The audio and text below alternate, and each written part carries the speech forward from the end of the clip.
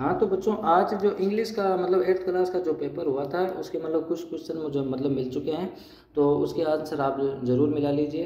तो देखो बच्चों, फर्स्ट जो क्वेश्चन था वो आपका आर्टिकल का था, ठीक है ना। तो आर्टिकल में मतलब ए एन डी का प्रयोग करना था, तो फर्स्ट में बच्चों आपको ए एन भरना था, ठीक है ना। क्योंकि देखो ओल्ड मैन दिया हुआ है शुरुआत में, ठीक है ना। तो इसका फर्स्ट वर्ड देखो ओ, ये वोवल है, और इसको जब आप हिंदी में भी रीड करते हो तो ये मतलब वोवल की ध्वनि देता है, और वोवल की जब ध्वनि देता है तो अपन एन का यूज करते हैं, ठीक है।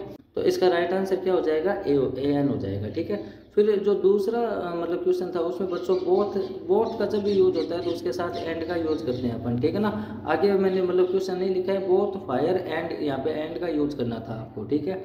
फिर जो तीसरा क्वेश्चन था उसमें वो आपसे नॉट रिलेटेड पूछ रहा था, किससे, रेन से। तो रेन का मतलब वर्षा होता है, अब क्लाउड है बादल, ये इससे रिलेटेड करता है। डाउनपोर का मतलब होता है जैसे वर्षा की जो फुहारे होते हैं ना, तो वो भी इससे रिलेट करता है। थंडर का मतलब ये भी इससे रिलेट करता है। लेकिन ये जो काऊ बेल्स जो दे रखा था, तो ये ऑप्शन नंबर जो सी है ये इसका मतलब राइट आंसर हो जाएगा, ठीक है।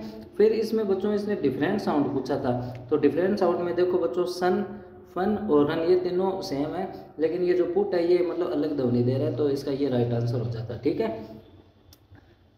फिर जो पांचवा क्वेश्चन है आई सेट डाउन, तो इसमें आपसे प्रीपोजिशन पूछा था, तो बच्चों इसमें आपको बी साइड करना था, ठीक है ना। मैं उसके मतलब बगल में जाकर बैठा, ये बी साइड आता है इसके अंदर, ठीक है।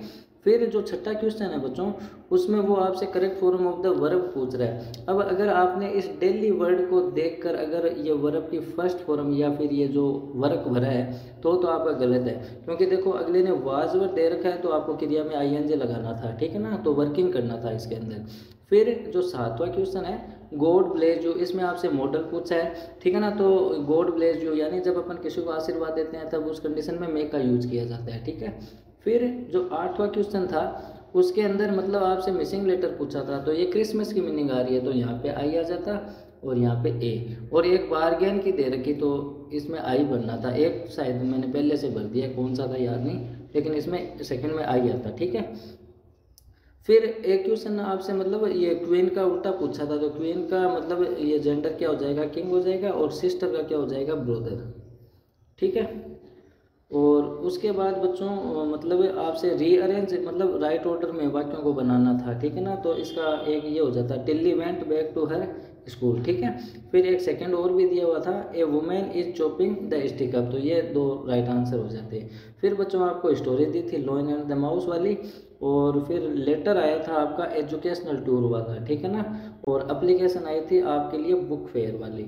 तो बच्चों आई होप आपने पेपर अच्छा ही किया होगा। अब अपन नेक्स्ट वीडियो में मिलेंगे, तब तक के लिए बाय।